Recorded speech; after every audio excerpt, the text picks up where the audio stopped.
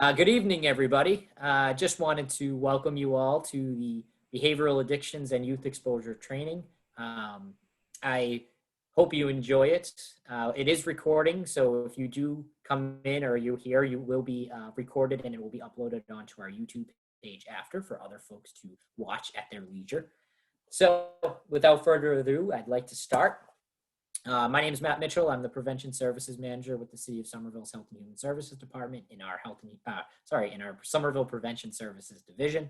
So my role oversees all of the programs and initiatives around substance misuse prevention, with a particular focus on youth. So tonight we brainstormed for a while as to how we were going to frame this training, and we landed on behavioral addictions and youth exposure. So the context behind that is the aim of this training is to really focus on substance use and or other behavioral addictions like problem gambling or problem gaming, and the exposure or access to these substances or products in the community or in different spaces. So I did a lot of research and a lot of just my own personal experience about it. So these are just my own personal opinions, the things that I think are interesting and I think other people may find interesting as well. And I think you will see kind of some different things that maybe you haven't been thinking about in certain ways. So I hope you learned something, and there'll be a time at the end for questions as well. We'll also have a lot of audience participation throughout for some engagement. So first, we'll jump right off to it. I want to ask the audience members tonight, what comes to mind when you think of youth exposure to behavioral addictions? So if you don't mind, just type into the chat box your just gut reactions when you hear that phrase or that question. All right, so first one I see is video games. Definitely that's one I'm going to touch upon tonight. Thank you for that. Internet, social media, yep. There's a lot of different things that we'll get into with internet and social media and how that intersects with youth exposure. Great examples there. Anyone else, anything that just comes to mind when you think of behavioral addictions and youth exposure?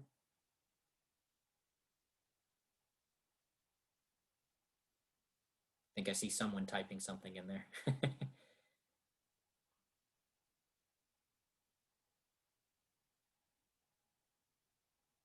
And the ones I've mentioned so far, internet, social media, video games, there's a lot of different things we can go on that. So we'll get into all of it. And then one last one here, gambling on sports and video gambling. Very much so. We do have a lot of stuff that I will cover here, especially around just the changing landscape when it comes to a lot of these things. I think everything that everybody mentioned here have been really more emerging topics that we're learning a lot more about.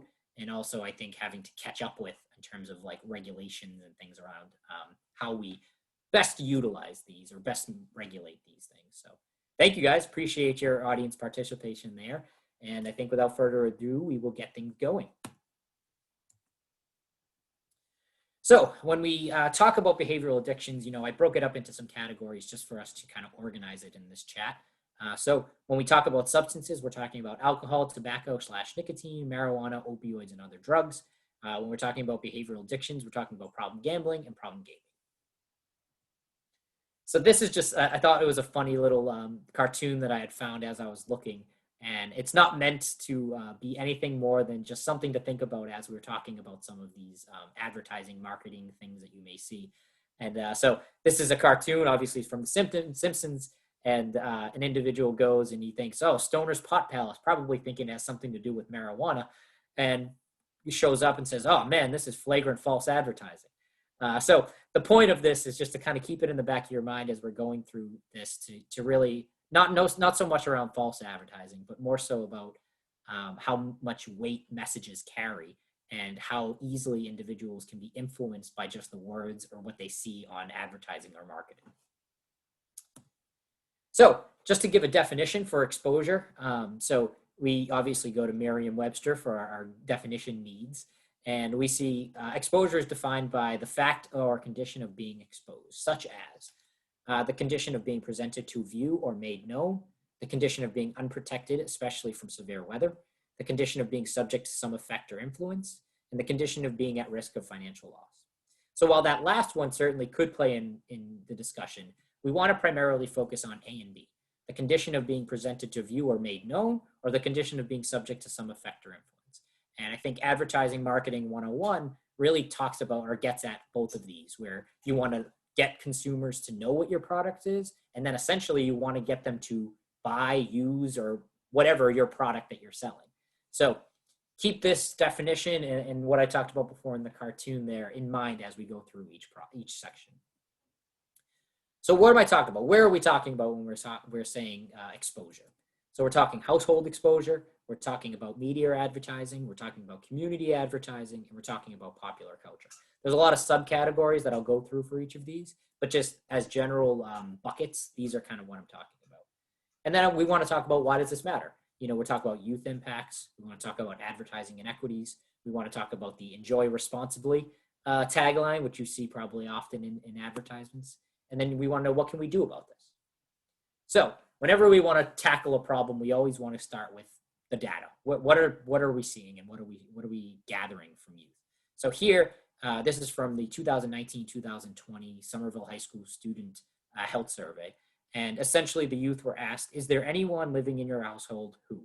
And then these were the choices: smoke cigarettes, use electronic vapor products, etc. So the trend that I had noticed when looking at this is, according to the student report, exposure to substances in the home are on the decline or steady. So you could see primarily one of the biggest decreases has been cigarettes, cigars, or pipes, probably thankful to our great tobacco control officer, Bonnie Carroll, who I believe is in attendance tonight. But you could see it's been from 34% in 2010 to 17% in 2020. So in 10 years, it's cut in half. And obviously, that's probably due to a lot of different efforts in terms of educating folks about the risks and harms associated with tobacco use, but also just the changing landscape around how much tobacco use is portrayed in popular culture. And so the only one that we had seen any increase in household exposure was the use of electronic vape products. And that really coincided with, the kind of boom in electronic vapor products in 2016 to 2019, really, where there was a new product that really captured people's attention, particularly youth, and people started using it more because they saw it as possibly an alternative to cigarettes. Since we've learned a lot about some of the negative consequences associated with electronic vapor products, and that was actually reflected in this current student use, where high school students actually reported a 2% decrease in the amount of electronic vapor products they were using from 2018. So that's a good trend that we're seeing, but it's important to highlight here. So if they're not exposed to it as much in the household, where else are they being exposed to these products?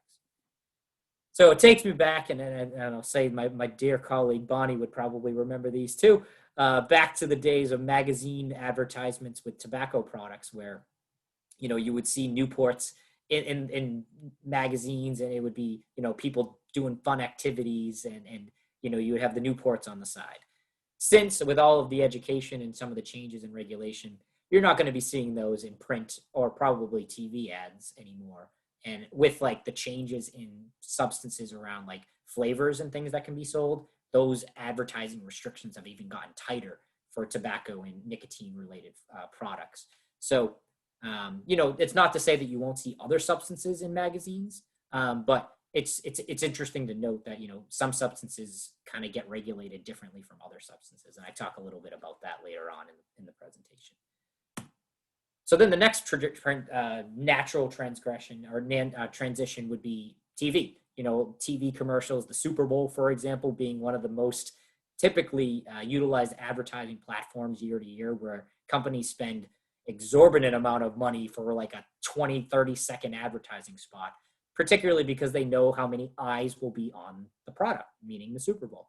So one of the things throughout this, as I was doing my research and everything, was who at what point decided that we needed to have an alcoholic beverage in our hand when we were watching a sports event. It has really transitioned and become this thing where if you're not drinking a substance or eating buffalo wings or eating nachos or whatever, you're not truly experiencing the sports event. So it got me thinking as to why that may be the case. And so, not to say that it's strictly because of advertising and media people putting that out there, but I found this advertisement, and I thought it would be interesting to highlight for people to see. So Just wanted to show it real quick and then get people's quick reactions. And there's no volume, but you'll get the essence of it with the video.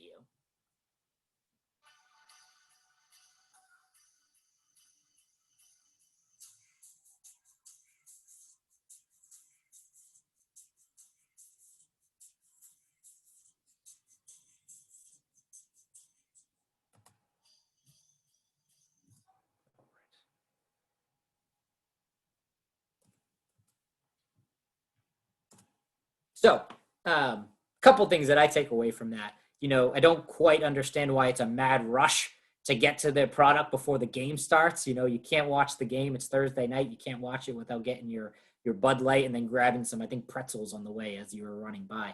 But looking at this and thinking about it from a youth perspective, if you don't know otherwise as to what this is or have any context to it, you would just assume like, well, if it's Thursday night, I need to get my beer and I need to get my pretzels.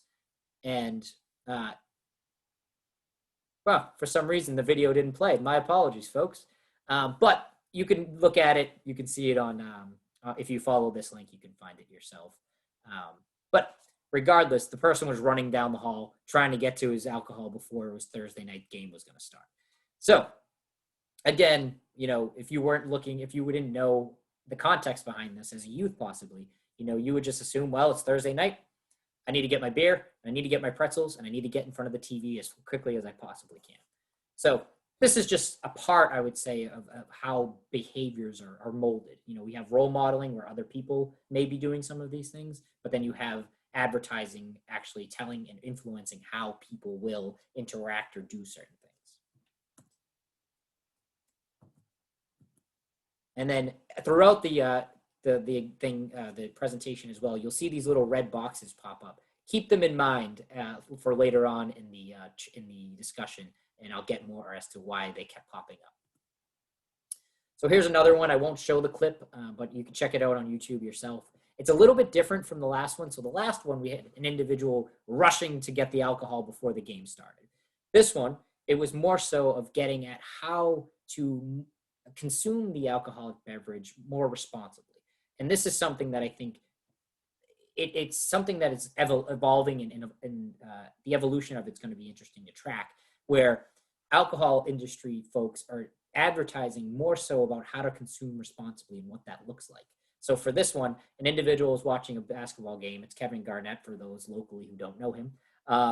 And he's drinking Crown Royal, which is a hard liquor. And during the game, he backs up as he's watching the game, and he gets a glass of water. And then it's talking about staying hydrated, mixing in glasses of water so that you're not dehydrating yourself and that you're basically diluting some of the effects of the alcohol. Some I would say harm reduction messaging there. But again, you're still selling a product. They're still encouraging that you consume their product. They're just saying if you consume it, here's a way that you should kind of counteract maybe some of the negative effects.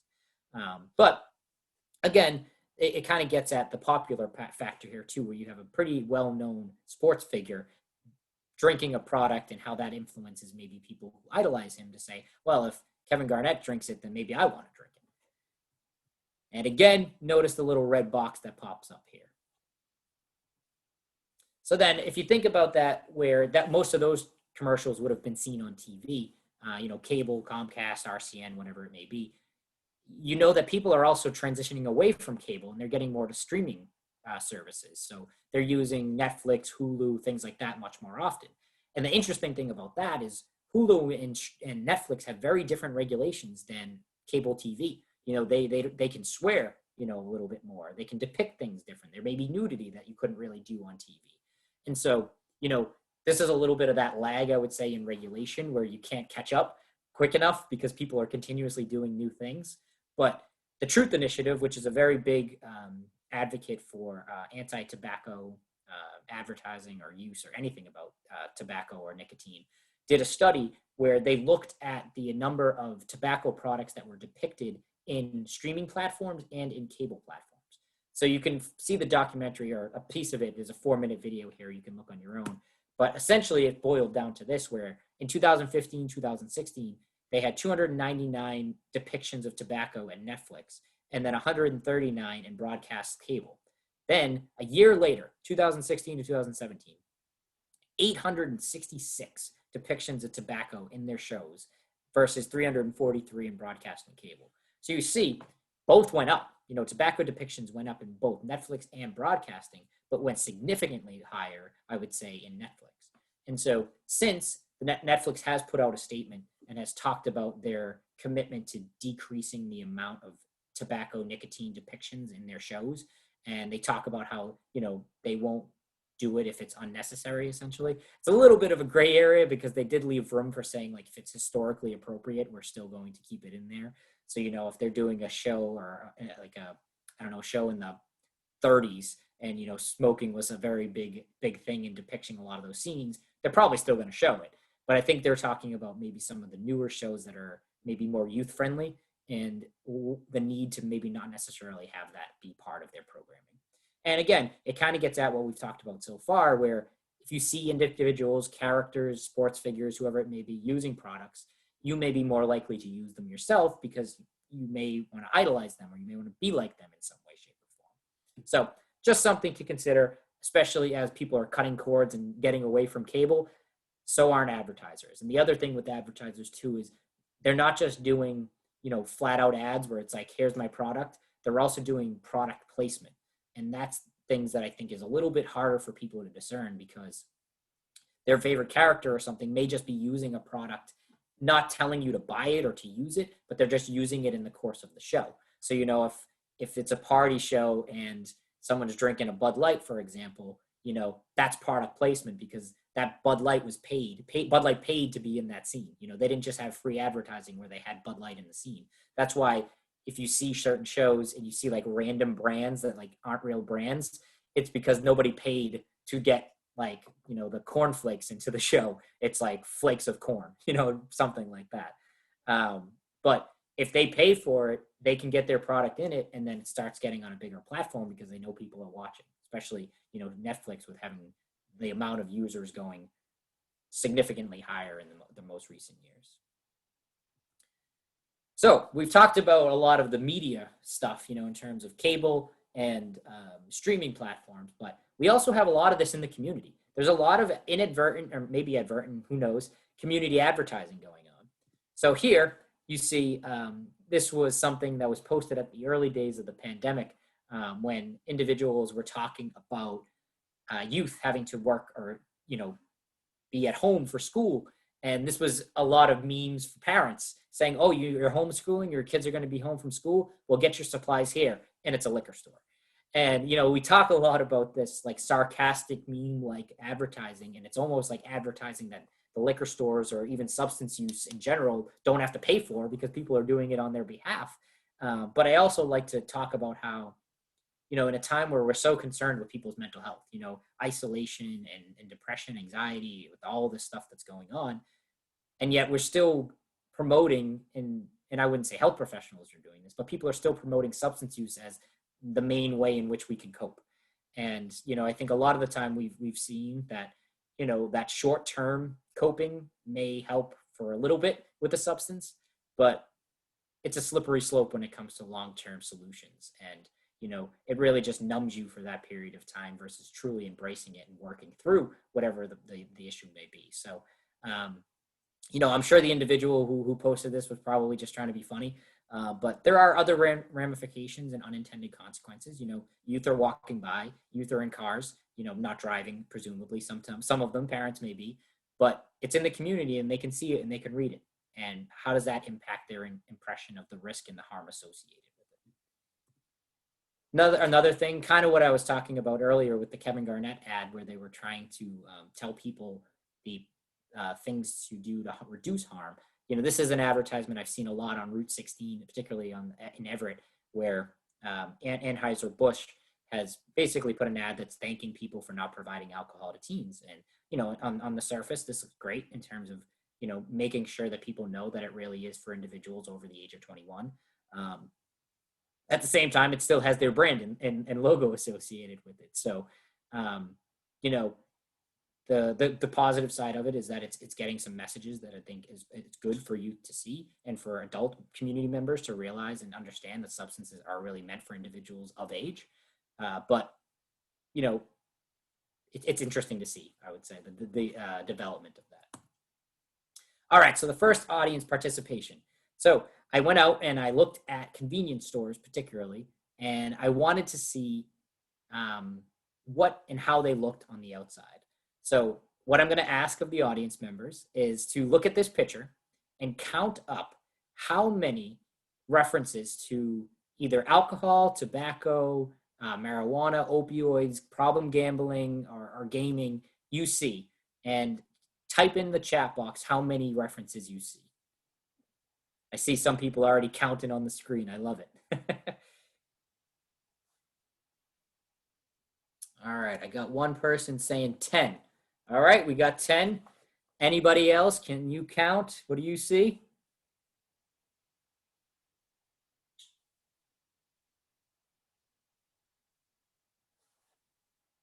I see people looking into the screen. It's making me laugh.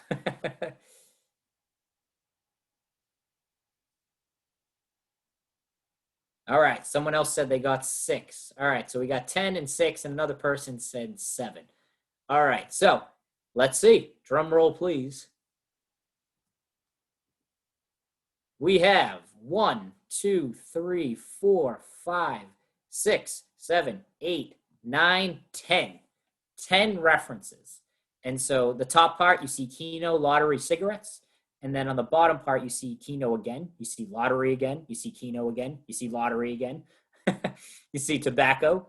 And you see lottery again. And you see Keno again, which is very interesting. And my colleagues and I talk a lot about how the lottery is one very large component of advertising, particularly on convenience stores. And so I think about this from the perspective of a youth, where if you're walking by or you go in to buy something else, maybe not have these products, but a candy bar or whatever, you're seeing this, and this is becoming normalized for you. You're expecting these products to be in the stores and or, part of people's lives. So the other thing I find interesting is how Keno, lottery, and cigarettes at the top are the first 3 listed, and it's before groceries. So you can see the priorities of the convenience store of, well, the big money makers are probably the Keno, lottery, and the cigarettes, and then followed by grocery and ATM. So I've learned from an early day, you follow the money, and that's usually where certain things go. But it's just interesting to see how much of the window space is dominated by, substances or things that could lead to certain types of addiction that could be very harmful to people.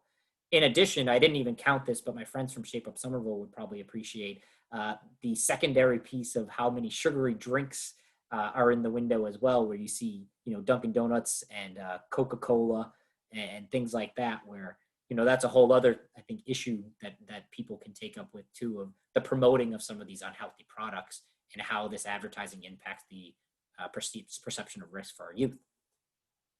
So another audience participation. These are 2 different stores here. And I want you to do the same thing. Take a look at these 2 pictures and let me know the total number of advertisements you see in both pictures. So you want to do the first one on the left and the one on the right and add them together and put them in the chat box.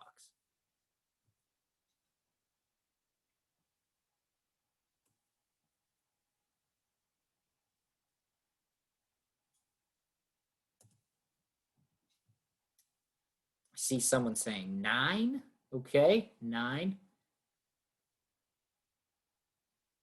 I see people still counting, so I'll give it a few more minutes.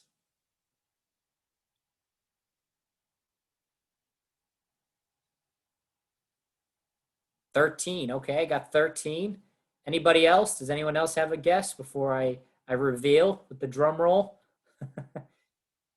Oh, one person said 3 on the left and 12 on the right. So that's a total of 15. All right, so we got 9, 13, and 15. Let's take a look. So we got 1, 2, 3, 4, 5, 6, 7, 8, 9, 10, 11, 12. I may have missed one, so whoever did 13 and 15, you may very well be right. But by my count, I got 12. And again, I think this really harkens back to my point earlier of just how much space of the window is dedicated to these products. And this is essentially free advertising for these products. When they get them from the distributors or whatever, those are in there. And, I imagine a lot of convenience stores, liquor stores, whatever type of stores say, oh, I can put this in my window because it will sell and it'll let people know that this product is there. But at the same time, that may be something like, if you put this up, we'll lower we'll give you a discount on something. Or, I was talking with someone earlier about how if you ever look at like liquor store signs, for example, sometimes or most of the time you'll see like the name of the liquor store on top, and then you'll see like a brand underneath. So it could be like Budweiser or Coors Light or something like that. And that's a way for, Bud Light to say, hey, we'll get you this sign if you put it up, because it's free advertising essentially for them, because you're going to keep your sign up telling you the name of your business. And it's very expensive, those signs to replace. So, it's all part of this very thought out, logical, very smart individuals understanding how to advertise their products in ways that people don't even realize. So again, I will highlight here in these that there are very few, there are some more sugary products, I would say, that we can see. Oh, I got someone in the chat saying I did miss one, because there is on the right picture a pack of cigar advertisement above the first one. Oh, I see it under the EBT sign, and it's called Dutch Masters. So, okay, it's 13. Thank you, individual. Thank you, Bonnie. Of course, it was Bonnie. She's the tobacco control person. So there was 13, but I would like just to continue to look at it. It'd be like the majority of the advertisements that are on these windows are either substances, or either gambling, or sugary drinks. I think in the picture on the right, we have bananas and water, which I'm shocked made it somehow onto there. But I guess water is an essential, right? So again, just something to keep in mind as we talk about this.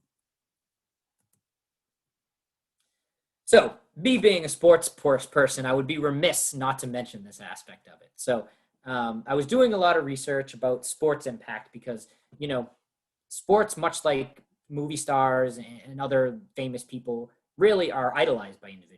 People follow them because of their brand, or, the way that they dress, or the way that they, talk, or whatever it may be.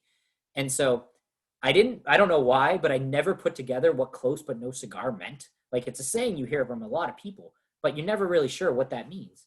And so I looked into it, and it actually dates back to the carnival days in the early 20s, I believe, where they would reward individuals at the carnival, adults, these were targeted for adults, cigars if they won whatever animal or whatever amusement. So say it was like the popping balloons with the darts game. If you won that, you would get a cigar. And if you lost, but you got close to winning, you would say, oh, close, but no cigar.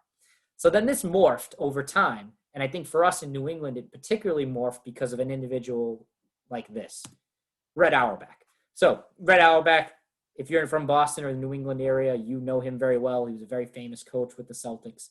And one of the iconic features of him is he always had a cigar in his mouth or in his hand, or smoking it during games and whatnot. Now, very, very different rules back in the day when you could smoke cigars in the middle of a basketball game as you were coaching. But he was well known for his cigar in his mouth. And if you actually go to the Garden, there's a statue of him outside sitting on a bench. And he's actually holding a cigar in his hand. And that's interesting. And, I don't want to be the boo-hoo crowd, but that's one thing I think is very fascinating about just the promotion of cigars. But I looked at this and I was like, okay, cigars, is this something that's really prevalent in sports? And you know what? It is. And so I looked and I said, all right, what's the 90s look like? And the person that came to mind was Michael Jordan. So Michael Jordan, one of the most well-known basketball players probably of all of our lives, very well known for his affiliation with cigars. And he's won 6 championships. So he's smoked cigars even if he came close. Well, I mean, he's won, so he got his cigar. He smoked it. And, it continued into the 90s. So then I was like, all right, 80s and 90s, different time. We regulated things very differently. What about more current day? Then I looked, Paul Pierce in 2008, when the Celtics won the championship, the NBA championship, he was smoking a cigar on the float after he won. Then I was like, all right, maybe it changed into more of the modern time. 2018, Mitch Moreland, Red Sox, smoking a cigar right after they won the World Series. And the interesting thing about this, too, is that this was indoors. And I'm sure, like I said, Bonnie, our tobacco person, would not be happy about that because he was smoking in a clubhouse, in a facility where other people are around, and the secondhand smoke stuff. But for the purposes of this, again, it's the exposure to youth. If youth are watching these championships, they're seeing their idols use these substances right after the game. And so then, all right, it's got to stop at some point, right? Nope. Looked in 2019, national championship football. This is an LSU player, Joe Burrow. He was the quarterback. After the game, smoking a cigar after he won the national championship. Again, indoors, in an indoor stadium, in a locker room. And the interesting thing about this is LSU is a college. So players on this team are presumably anywhere between the ages of 18 and 22. And depending on what state the sport was played in, age could be anywhere between 18 plus or 21 plus. So if this guy played in a Massachusetts stadium for the national championship, not only should he not be smoking it inside, but he also shouldn't be smoking it because he's too young. And so I looked at it again. And then as of recently, 2020, LeBron James, another probably well-known individual in the sports world, second, if not past Michael Jordan in basketball, smoking a cigar after he won the championship this past, I think, December maybe. And then as recent as December 27, 2020, this individual, Jamal Adams, he's a safety for the Seattle Seahawks. He didn't even win the championship. He just got in the playoffs. They clinched the playoffs, and he was happy about it. And he lit up a cigar in the middle of a press conference. This is a little different because people were doing the press conference remotely since reporters can't go. But again, we're still showing pro athletes on world stage, a lot of different people with their eyes on it, smoking and doing it right in front of youth in some ways. I mean, definitely not intentionally, with youth, but, these things last, these images last. And if you see certain people use certain substances or products, you may buy or be interested because you like them. If you're a big LeBron James fan and you see him smoke after a game, you may be like, well, maybe if I win a big thing, maybe I should smoke a cigar. And I'm not way off on that. And I'll explain why in a little bit. The other thing with sports that I had noticed was, you remember this picture I had? I actually cropped it because there was other stuff in the picture too. And again, celebration. Not only do you have to smoke a cigar, but you got to get the champagne and the Bud Light out. And so I thought about this in terms of Boston sports around here. And this is what I found. All of these sports parades. Do you remember anytime the Patriots or the Red Sox or the Bruins or the Celtics win a championship, you get a duck boat parade. And this duck boat parade is basically one big party. And by one big party, I mean one big alcohol-fueled party. And so, again, another participation here. I want people in the audience to look at these pictures and count how many alcoholic beverages you see in these pictures. Go for it.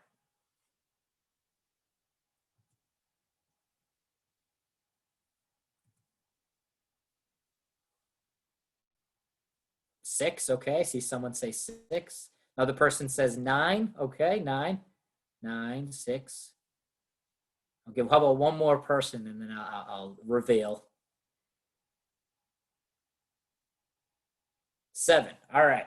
So we got 6, 9, 7, couple people. All right. So drum roll, please. And we have 1, 2, 3, 4, 5, 6, 7, 8, 9. I think someone said 9. I think somebody got it right. And if I got one wrong, somebody pointed out to me like they did before. But I found 9. And there's a couple things that I find interesting about this, particularly from a youth perspective.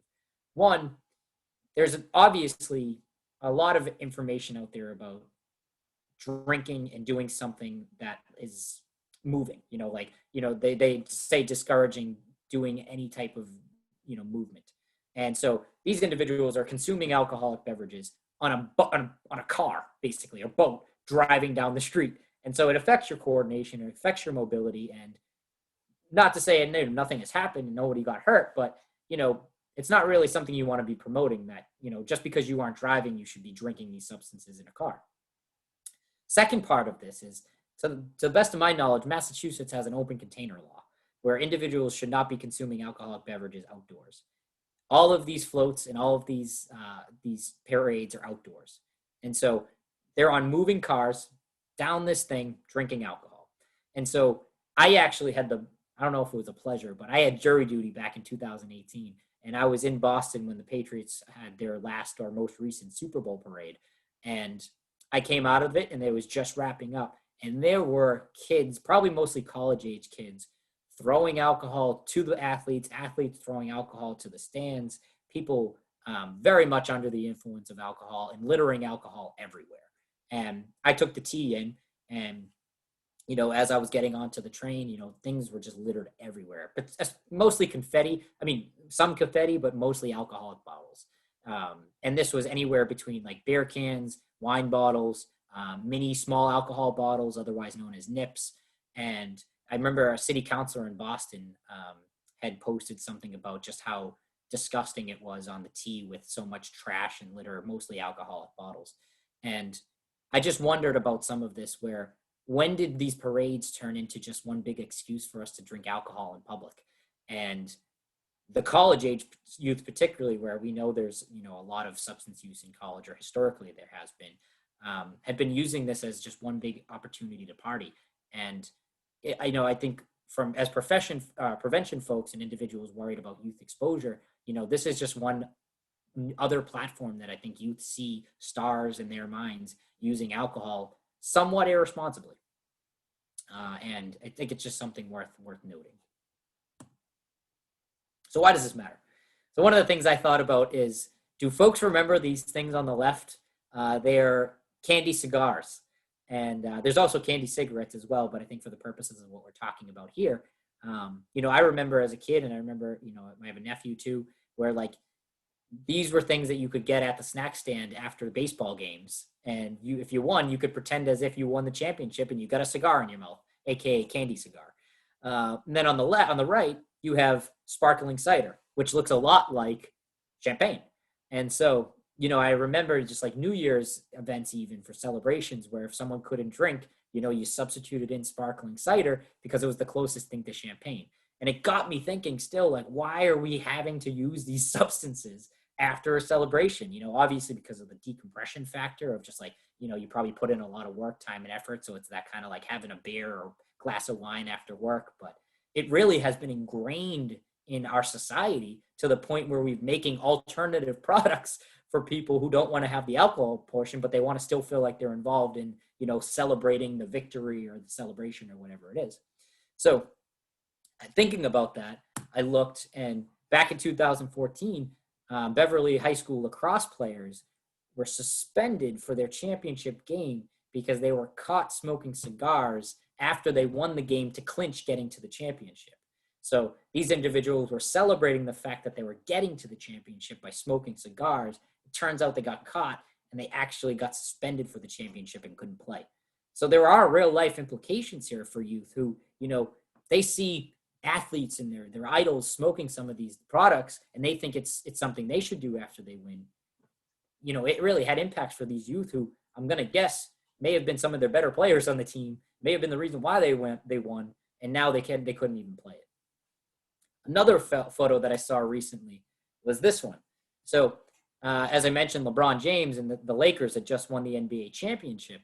And this is Rajon Rondo, who used to play for the Celtics. He's now with the Lakers, or was with the Lakers at the time. And this is his son celebrating afterwards the championship victory. Now, this caused a lot of outrage online because people assumed that this was alcohol, sparkling champagne. And, it turned out to be sparkling cider, as I mentioned earlier. But again, this is another instance where this youth was probably exposed to other people, the teammates winning. And he was like, hey, dad won. Now we got to celebrate. How do I celebrate? I drink I drink sparkling cider as if it's champagne. And somebody pointed out in the chat box, the youth must have seen that as such a hypocritical thing. I 100% would agree with that.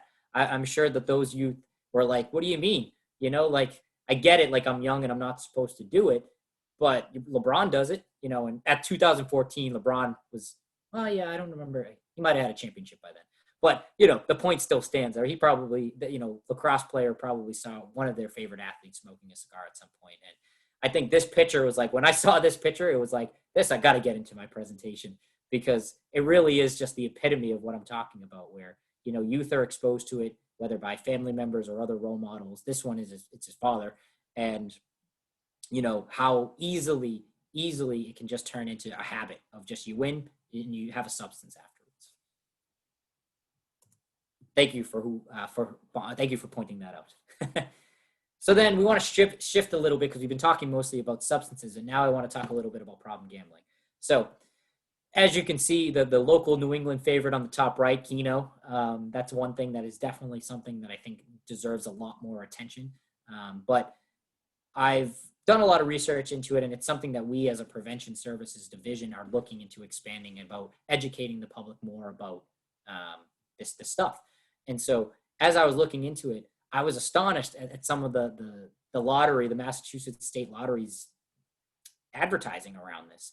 You know, their big tagline is the state of winning. You know, they talk about the state of winning, and you know, when you play the lottery, communities win.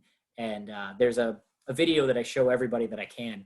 I'll include it later on in the chat maybe, but the Mass Lottery went to Boston, dumped $1 billion, like in stacks of, I don't know, hundreds or whatever it is. And people were walking up and they're like, oh, what's this? What's this? And then they were saying, oh, this is the money that gets back to communities to like help and, you know, improve infrastructure and all these different things. And one individual even said something to the effect of, oh, I guess I got to start gambling more. And this is what I'm talking about when it talks about messaging, because they're completely leaving out the fact that there are some negative consequences to gambling.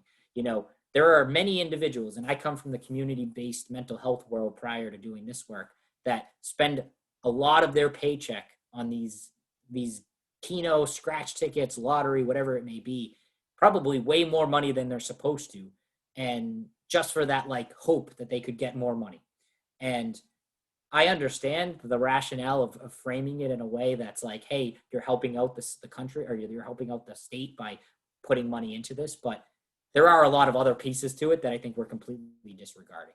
And you know, you'll see that a little bit more in subsequent posts that I'll see here, but you see, especially around the holiday time, like lottery tickets are a big thing. You know, scratch tickets, you're giving that to people as gifts. And you'll see them. They're very colorful. They're very youth friendly. They're something that would draw your attention if you were a youth. And we talk about, you know, other substances like, you know, marijuana or tobacco, where you can't have youth friendly advertising. You can't have things that will attract youth, like cartoon characters or things like that. But yet here we see on gambling products that there's really not as much restrictions or regulations around it.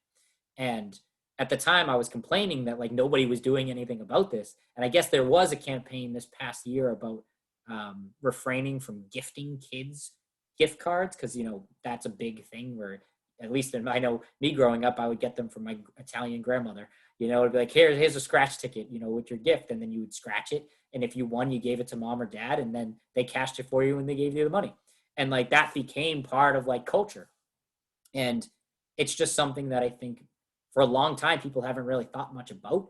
But, you know, you're starting to see some consequences that maybe people really don't want, particularly like financial struggles and just, you know, devoting more of your paycheck to this than you probably should. So as I mentioned here are some more advertisements I found out there about, you know, scratch tickets here in the form of a wreath. And it says, you know, do it yourself winner wreath. So I guess they had a contest where somebody would make their own wreath out of scratch tickets. And it says at the bottom, support local, invest in community, and spread cheer. But there's no mention around responsible gambling. There's no mentioning about if you know somebody who may be struggling with gambling, how do you reach out? You know, some of these other ones you can see in this one down here in this very tiny writing at the bottom. I think there is some contacts for people about problem gambling, or, you know, a hotline, something like that, which I know the Mass DPH does and BSAS do really promote. Or not BSAS, I'm sorry, the Office of Problem Gambling Services. But again, there's way more positive stuff around gambling in this state than there is any of the negative consequences. And then this came to such fruition last week when we did our problem gambling prevention photo voice exhibit. We had, it was a project with the Office of Problem Gambling Services with Massachusetts Department of Public Health and our partners at Cambridge Health Alliance, where we had 11 youth go through a problem gambling prevention curriculum, and then did a photo voice exhibit where they took pictures of problem gambling in the community and added captions to describe what they were trying to depict. And this one particularly stuck out to me because the individual who wrote it talked about how dogs are very youth friendly. And the images here are very much something that would attract youth, not only just adults, but youth too. And how tempting this could be for youth to experiment with. And I thought it was interesting too, because it's kind of like a matching game. If you think about, as a kid, when you would have to like flip over one and then you'd have to flip over another and you try to match it, and it's like a memory game. Here you got to match the dog to the dog. If you get the dog on the top with the dog in the middle, you win money, whatever's underneath.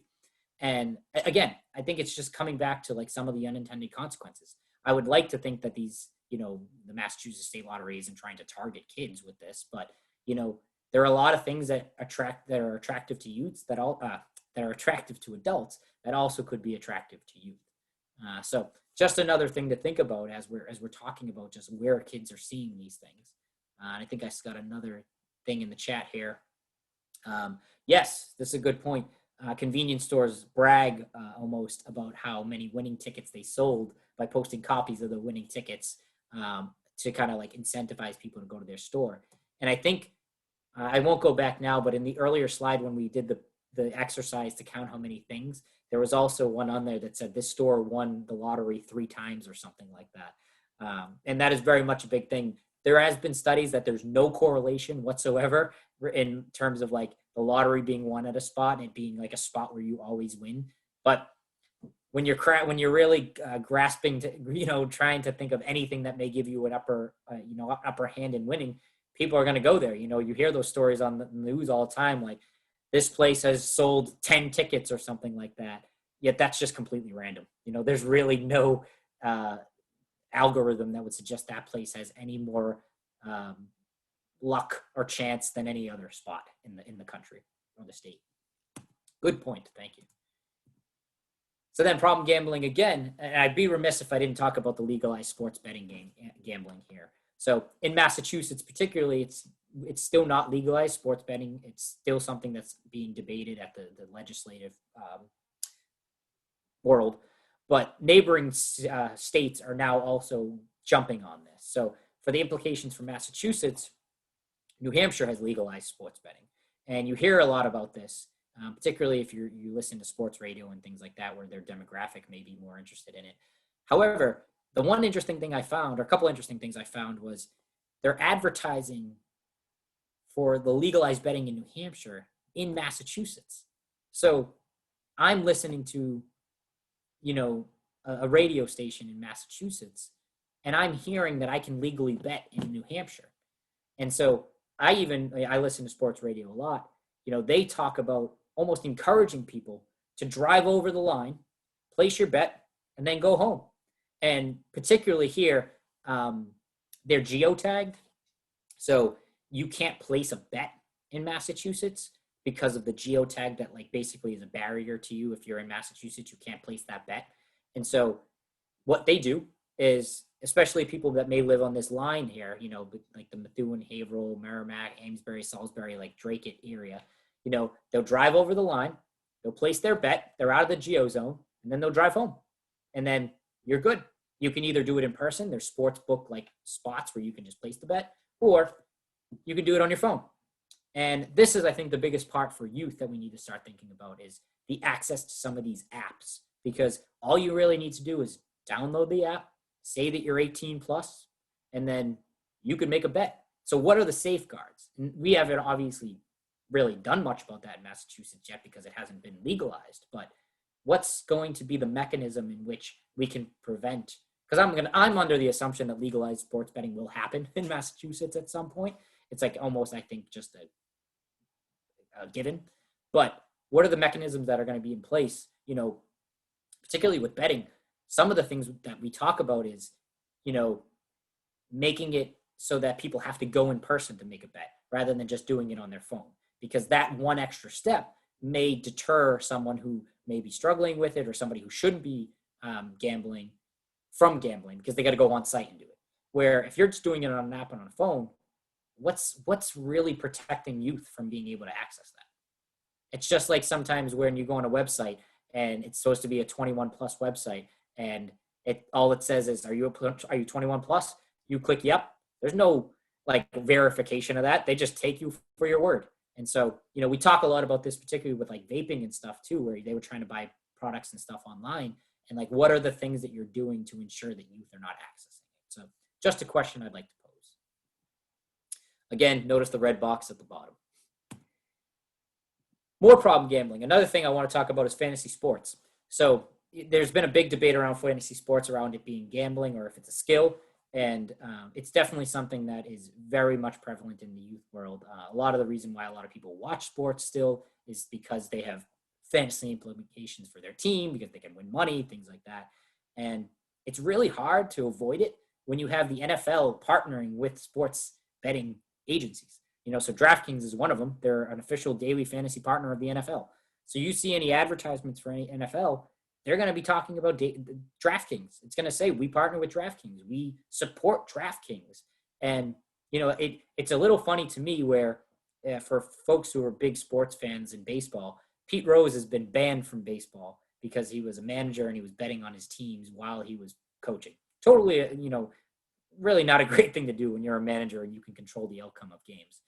But, he's ostracized. He can't get into the Hall of Fame at all. Yet now we have agencies like big sports companies partnering with betting agencies. It's just interesting to me. And it's a lot of it because, like I said earlier, following the money. There's going to be a lot of money to be made here, particularly with the fantasy sports. And it also, in sports betting, and it drives interest. One of the taglines or one of the mantras that DraftKings has, and you'll hear it on the radio or on TV, is games are more fun when you have skin in the game. And for skin in the game, for people who may or may not know, like when you golf, you do skins, and it's a betting where, like, if I win this hole, I get a skin. If I win the next hole, I get another skin. And then at the end, however many skins I have, I get money for it. It's a betting technique. And I think the play on words there is, it's more of a interesting, it's more fun, it's more exhilarating when you have something on the line versus just watching it for the fun of the game. And that's a very slippery message, I would say, to put out there, especially for youth, because, that reward center of your brain is activated. And, if you can watch a game and get the adrenaline rush from just watching your team, there's even more of an adrenaline rush when you're watching your team and you have the chance to win a lot of money. And so it's tricky. And I just don't know how many people really know this or look at it with this lens. The other thing I wanted to point out is back to the sports book that I talked about earlier. They also do these prop bets where they talk about, player who's going to throw more touchdowns in the game. So here you see, is Carson Wentz going to do it? Are they going to throw the same amount, or is probably Eli or Peyton Manning? I don't know which one. But they want you to bet on who's going to throw the most touchdowns. And the interesting thing about this is that recently the NFL partnered with Nickelodeon. Yes, you heard that right, Nickelodeon. And they hosted a game on Nickelodeon trying to increase youth viewership.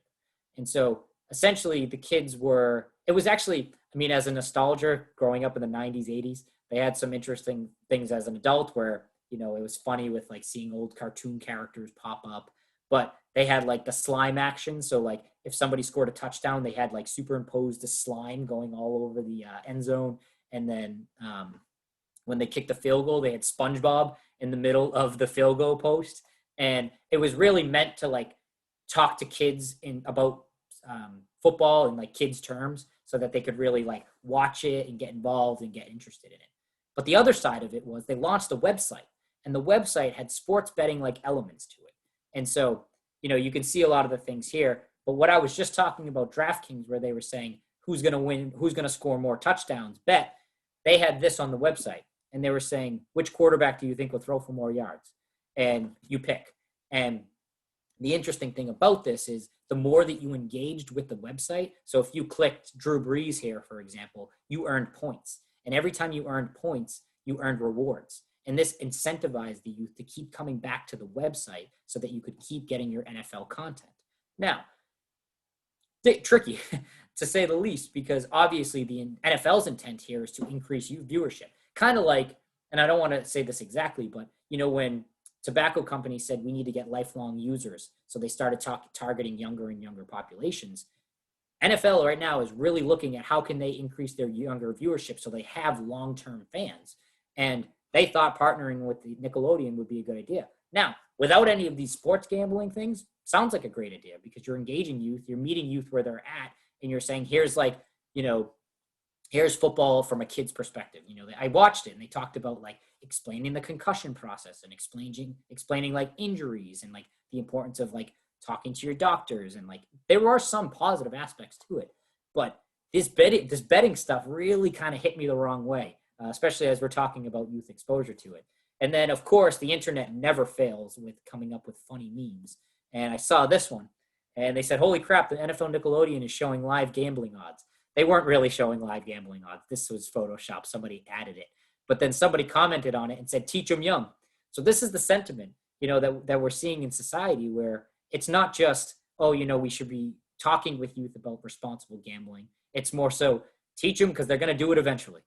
And, I think as much as the spread and the money line thing at the bottom is funny, some of these things that I pointed out over here really are parallels between trying to engage youth in a way that may not necessarily be, or it may be priming them to do more sports like betting in the future. I'd like to think that that was not the NFL or Nickelodeon's intent. I'd like to think that they were just trying to put those things in there to like engage youth in a fun way, but there were some unintended consequences. And I think that's something that people, I don't think necessarily started thinking about until after the fact. And then, advocates, prevention specialists, things like that really brought it to their attention. Another thing we talk about, problem gaming. So here, you'll be doing an app, or you'll be playing on an app doing an app. Sounds so old saying that. You'll be playing an app and these things just pop up as advertisements. So again, in our problem gambling photo voice exhibit, here a youth submitted this picture and they said they were just playing a game, like, I don't know, Candy Crush or something. Probably not Candy Crush because that's probably outdated by now. But they were playing a game totally not related to any type of like sports gambling or just gambling or gaming in general. And then this pops up and it says unlimited games, unlimited rewards, subscribe and play. You can get a $500 gift card.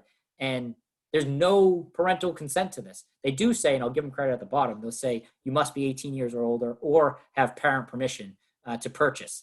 So, they're telling you, but who's reading the fine print? I'll get to that later on. Another one, this was one that I was playing Words with Friends. No betting elements there, although there are some things to keep you coming back with like coins and stuff, trying to get you to like buy other power-ups. But another thing, blackout bingo, play head-to-head. It's supposed to say head, but it says heat. Play head-to-head, win cash prizes. Now, I don't know this. How do they know who they're targeting? Could be somebody who's over 18, could be somebody under 18, and this is where there's a lag in how we regulate technology. And there's just so much work that needs to be done to ensure that we're having youth not exposed to these things or have access to these products without parent permission. And I segue that into something that recently came up from the Daily Mail, where a mother talked about how her kid racked up $16,000 in gaming bills. And essentially, she talked about how these games are designed to be predatory and get kids to buy things. And kind of like what we were talking about earlier with the Nickelodeon's website of like rewarding youth for coming back and being engaged. It's the same type of thing where, you're getting this fake money, this fake currency, but it's drawing you to come back because you want to win more and you want to win more. And the mom was also talking about how, that may be priming youth for a false sense of gambling, like it's not fun money or fake money when you're actually betting or, putting real money on the line. Like you'll actually lose that money. Here, you can win it back and it is what it is. But a 6-year-old isn't going to understand that. They're going to understand it as I keep playing this game, I get more coins, and that's just how it works. And, at the bottom, she says, my son didn't understand that the money was real. How could he? He was playing a cartoon game in a world that he knows is not real. Why would the money be real to him? That would require a big cognitive leap. And it would. And I think that I emphasize this later on, the importance of talking to your youth about some of this stuff, if you haven't already, or just putting up some safeguards to ensure that they're not spending money. So, maybe not attaching your credit card or your debit card to these things so that you have some control over it. One other thing in terms of this is social media. So I would be very much remiss if I did not mention the impact of influencers on a lot of this stuff. So influencers, certainly a phenomenon recently, probably within the last, I would say 5 years or so, but probably historically just has been branded differently. The rise of TikTok influencers has been a very big thing that's been going on in the world of TikTok. And primarily that's the platform that youth are on most these days. So I looked up, and this individual, her name's Nessa Barrett. I think she's about 17, 18, 19, one of those. And she's got about 5 million followers, I think. And she posted a picture as a photo shoot, and she was holding a cigarette in the picture. Not in her mouth, but just in her hand. And so she got a lot of backlash for this. Here you had someone saying, yikes, promoting cigarette smoking to your young, impressionable fans, do better. And her response to that was, no one's promoting, but I post what I want. And, it's that lack of understanding, I think, that's really kind of the concern here, where, she's fairly young herself, and her behaviors, her actions, her words carry consequences. And she has very impressionable fans. Like, from my understanding of TikTok, there are kids on there as young as 10, even not, maybe even less than that. And if they really like this individual and they really like follow them, as much as we talk about like sports athletes and actors and actresses and things like that, they're going to think, well, if Nessa says it or Nessa does it, I might do it. And then another reaction she wrote was, you guys are so soft, laugh my off, shut the up, because I don't care. And again, this is the type of attitude that I think can really send mixed messages for youth, where, she says in one instance, nobody was smoking, nobody's promoting it. But at the same time, she's telling you you're soft for pointing that out. And that's hard, because she's essentially a pair to a lot of the people that follow her.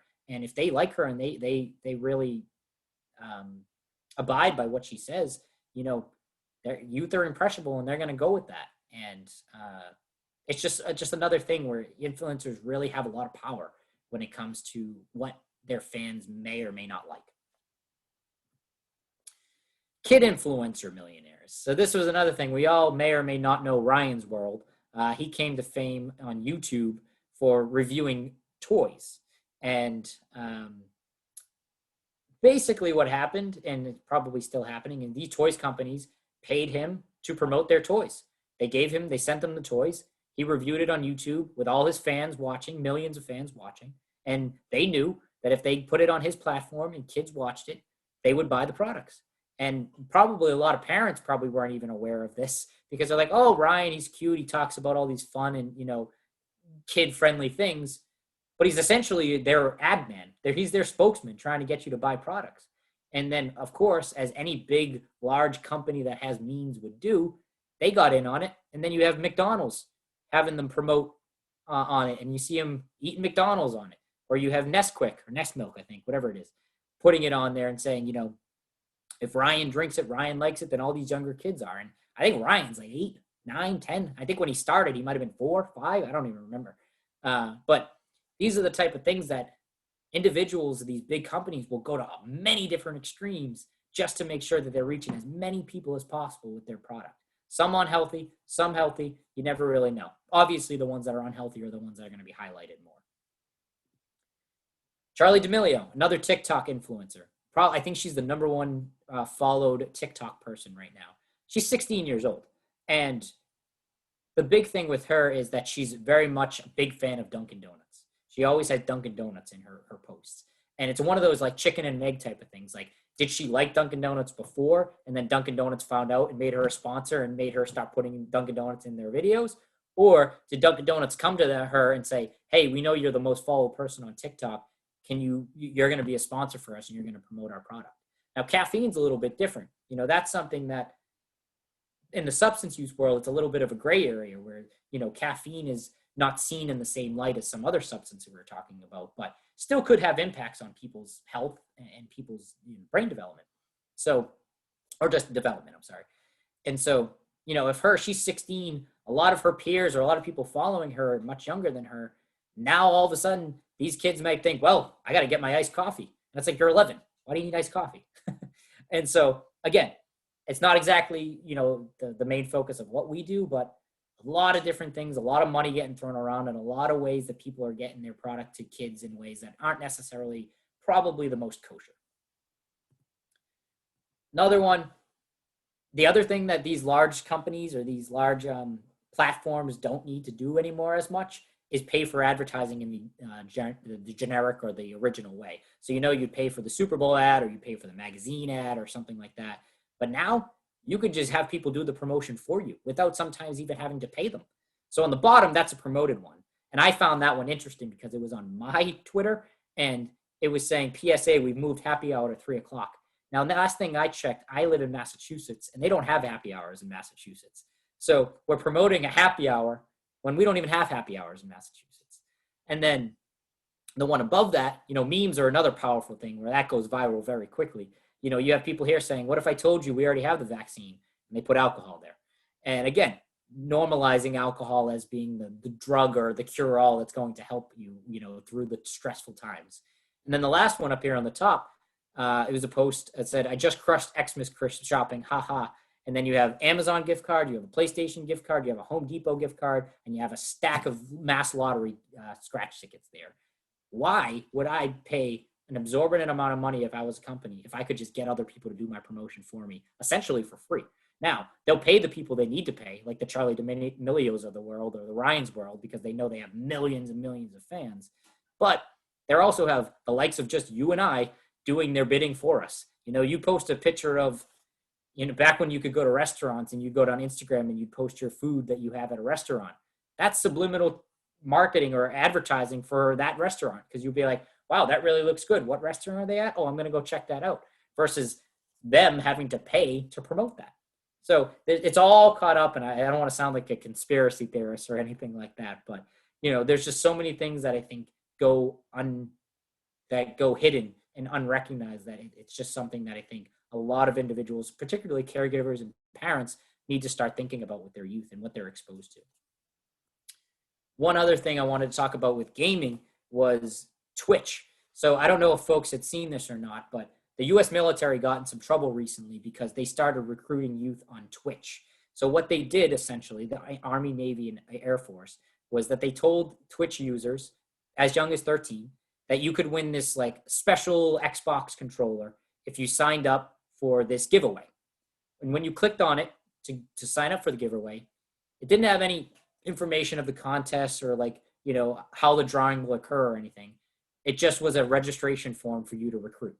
And so essentially, if you were a 13-year-old and you signed this up without your parents' consent, you would sign up, you would probably be entered, and then you would start getting flooded with things getting sent to your home, sent to your email address, trying to recruit you to the military.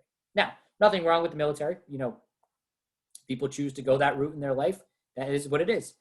However, 13-year-olds don't have to be making that decision. There's a reason why you need parent consent for a lot of these things under the age of 18. And they got in trouble. I think Alexandria Ocasio-Cortez was one of the big folks who had exposed it. But just another example of how people will go to great lengths to try and get their product, their whatever, to recruit and try and get youth at a younger age. So the next thing I want to transition to, and I know I'm keeping track of the time, so still got a good amount of time, so we're going till 7:30, advertising inequity. So I kind of alluded to this earlier, but substances in America are very much regulated in different ways. And so I want to give an example here, have two juxtaposed images, compare the two. And on the left here, we have a marijuana shop. Very non-descriptive sign, just says marijuana retailer here. And it says, please consume responsibly, which actually is bigger writing than most other substances put in their ads. And then we have this one, and it's Tito's Vodka. And obviously you could spot the differences here, where not only does it have the product itself on the board, it has slogan, you know, from Austin to Boston. So that's catchy and it'll be rememberable. And then it has like the Massachusetts and the Texas state logos. It's colorful. So marijuana retailers have very strict regulations as to how they can promote their products. Yet alcohol does not. Alcohol is essentially self-regulated, and they can kind of call their own shots, the industry. And this, I think, is starting to create some perception of harm, perception of risk issues, because, you know, independent of the substance, why are we treating them all very differently? And obviously there are some things like opioids, for example, that, you know, we've learned that the bad marketing of those can really have some deadly impacts. Yet alcohol is also one of the most cited substances for deaths, and not one that I think nearly gets as high attention as it should for that factor, primarily because it's saturated in everything that we do. And I make that comment a lot, but it's true, where, you know, alcohol just gets treated differently than every other substance. And you see that glaringly with stadiums. So here you have Coors Field in Colorado, Busch Stadium in St. Louis, and then you have our own Fenway Park, where they had the Budweiser suite. And large, very easily seen, and youth go to games, youth can see it. And then at one point, it's now, I believe, the Sam Adams deck, because probably Sam Adams paid more money to Budweiser to have their deck there instead of Budweiser. But you're going to see these when you go to games. Yet you won't see a marijuana company sponsored on these. You won't see a tobacco company on there. You won't see Philip Morris Field. Yet it's okay that we have Coors Field. And the impacts of that, Coors Field is, like, as me being a very big baseball fan, Coors Field is synonymous with the Rockies. But I shouldn't think about Coors when I'm thinking about the Rockies. I should be thinking about the Colorado Rockies. Or Busch Stadium. Busch, owned by the Busch family. Not that Busch, the other Busch, who are the Anheuser-Busch family. And it just the inequities are just so glaring. And the fact that, they're just regulated so differently can also lead to youth's misperception of the risk behind some of the substances. So this leads me to my enjoy responsibly gripe, I guess. So the one thing that I think really is interesting is how, these companies, except for some of the ones that I noted earlier who had done a better job in terms of including some consuming responsibility messaging in their ads, although they were still promoting their product at the same time. There are a lot, and for the most part, the majority of folks usually have this information as a mere footnote of their billboard or a footnote of their media campaign. And in my opinion, if it's treated as a footnote or it's put as a footnote, it's going to be treated as a footnote. So here, obviously, the first thing you're going to be drawn to is the Jack Daniels in the middle, the large bottle there. But I don't know if you noticed the two little things on the side. You got the Be Responsible 21 plus, and then you have Just Chill and Enjoy Responsibly. Not nearly as highlighted as much. And they know what they do that purposely, because if they're putting out the risks to you, then that may impact your ability to buy. Like if you're saying, this product may impact blah, blah, blah, blah, blah, and you're putting that out there as the main thing, I think people might think twice about purchasing versus, oh, wow, look at that bottle. That's cool. Oh, enjoy responsibly? Yeah, I'll do that. No problem. And then there's no definition as to what actually enjoy responsibly means, by the way. So, again, Budweiser, big thing. You got the wheels and everything, or the turbines. And then you got enjoy responsibly in the bottom here. And it's even like a little blurry. Can't even see it. Then, all those ads that I pointed out earlier where I was saying look out for those red boxes, look at all these little footnotes at the bottom. Barely can see them. I literally have to squint to see what they are now. The top left one says, if you or someone you know have a problem gambling and wants help, call or text. 18 plus, New Hampshire only. Eligibility restrictions apply. So if I saw that in Massachusetts, I might not necessarily know that, some of those things are, I might not necessarily know that it's 18 plus. I may not necessarily know that I can't do it in Massachusetts. I have to be in New Hampshire. Or, the Wonderful World of Winning says you must be 18 or older to play the lottery. If you have a problem with gambling, here it is. They even include, please recycle your lottery tickets responsibly. Another issue, we talk about that with our small alcohol bottles campaign that we have. Watch out for that in April 2021. But these are also products that are frequently littered, and that littering in and of itself is some inadvertent exposure for youth in advertising. And the same thing for this one on the bottom. If you or someone has a gambling problem, call for help. 21 plus here in New Jersey. So this is New Jersey and it's 21 plus gambling. So that's another thing. Massachusetts, I believe, is 18 plus. So we have New Hampshire, Massachusetts, 18 plus, New Jersey, 21 plus. There's just no consistency among the states. And that's obviously something we've been dealing with a long time, especially tobacco, where still, I think only recently did the whole country go to 21 plus. But for a long time, it was seen as a progressive thing to go from 18 to 21. And I'll give the marijuana folks credit here for this one, where they actually had it be bigger relative to some of the other writing on their board. And I wonder if there's some regulation or something that we could do to get at this, to not have it feel like a footnote. But, a lot of advocacy, or not really advocacy on our part, but to be more education on our part to kind of get people to understand why this is important. So this all culminates for me in the main part of my thesis here is how are all of these things contributing to the perception of harm? And so when I looked at the data from the 2019-2020 Somerville High School survey, essentially all of the products we're talking about, we don't really have any data on problem gambling, which I think we will look to add in our upcoming versions, but they're either about the same or they're declining, the perceived risk. So the question to ask is how do you think people risk harming themselves physically or in other ways if they, and then it lists these three. So, you see cigarettes going from 88% to 80% in 10 years. You see alcohol going from 67 to 66, so it's been staying relatively stable. You see marijuana going from 73 to 57. You see illegal drugs other than marijuana going from 93 to 85. And then you see use of prescription drugs that are not prescribed to them 86 to 85. So the only thing that we saw an increase in was the use of electronic vapor products. And I would attribute that to 2017, 16, or 16, 17, 18, 19, with electronic vapor products being the main substance getting the most attention other than opioids, as something that youth particularly are using at higher rates, and how youth were really getting a lot of messaging around the risks of electronic vapor products.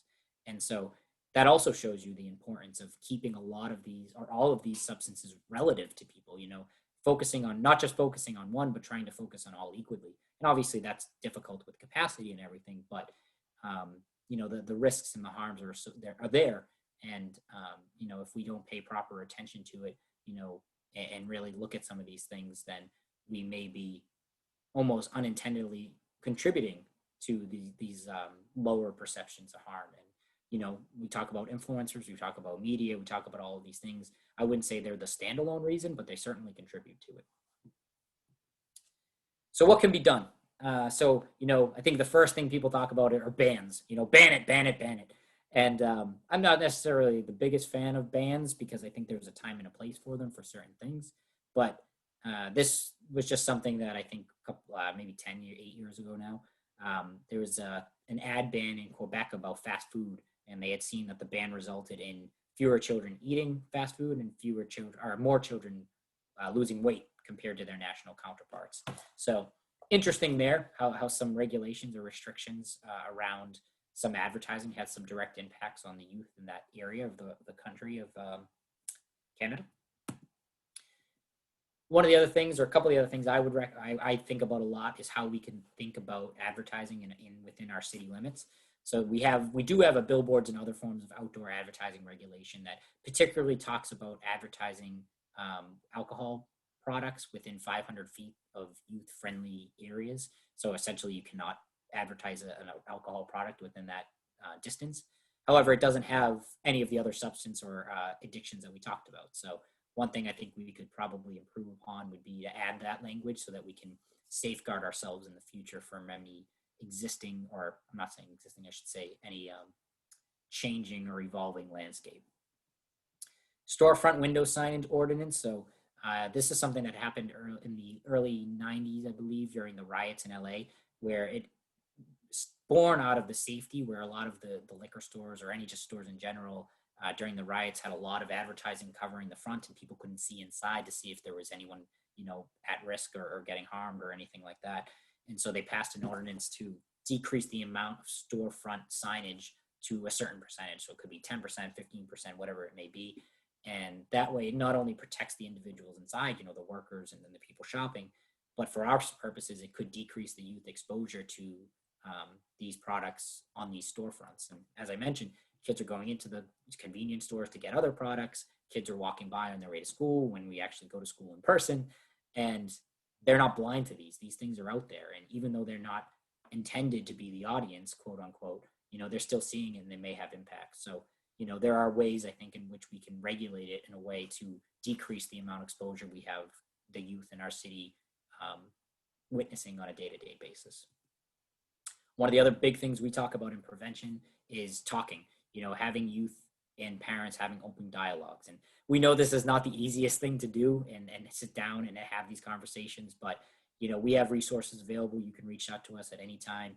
And we do trainings with the schools. We've trained prevention ambassadors, which are the liaisons at the schools, to have these trainings. We want to do more. Obviously, COVID kind of threw a wrench into all that.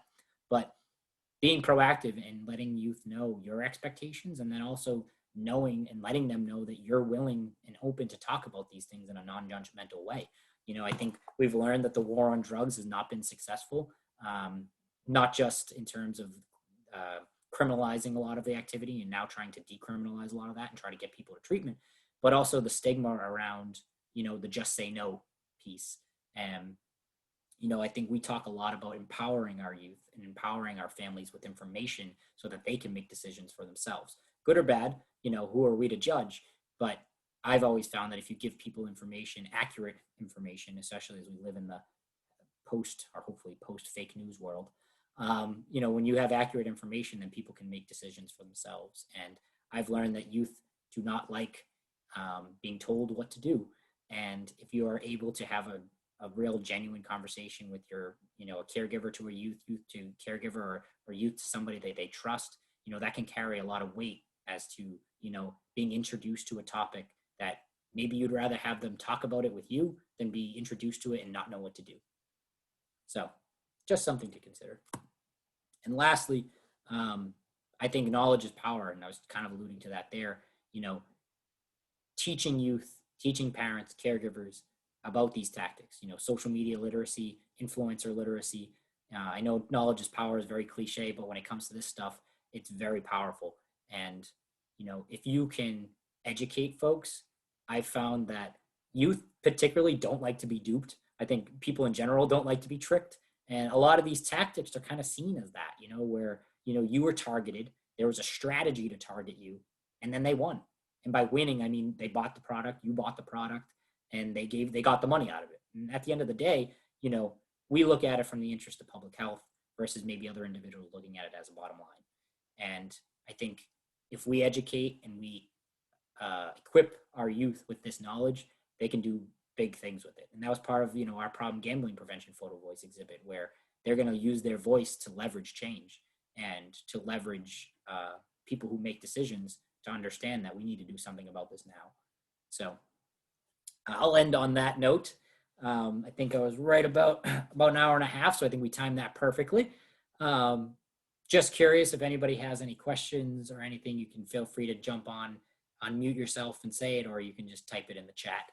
And I can type my email in the chat to mmitchell@somervillema.gov, mmitchell@somervillema.gov. Any questions? Anyone out there? I see some applause. Thank you. I appreciate that, folks. I know I did a lot of talking, but I hope it was informative and very educational for you guys. I think I'm starting to lose my voice now. I think I got a chat. 1 second. It's wonderfully informative. Well, thank you. I appreciate that. I think our hope now is for those that weren't able to participate tonight, we'll put it on our social media pages and we'll try and promote it as much as possible so that, people can see it. And if you want, I can come back or I can do virtual trainings with anybody who wants to hear about this. So if that's it, I want to thank everybody for coming. I got to do this shameless plug of making sure that you check out our social media pages. As much as I talk about social media being an influence, we'd like to be a positive influence with this stuff and have people come to us for the most accurate information. So please go to facebook.com/Somerville Cares, Instagram @Somerville Prevention, our YouTube page where you'll find this recording, and then also our main page on the city website where you'll see some of our initiatives and our programming. And so with that, I'd like to say have a good night. And I think our next one is next month, I'm sorry. And that is going to be with Kara Vaughn, our substance use prevention coordinator. And be on the lookout for us promoting that event. Thanks, guys.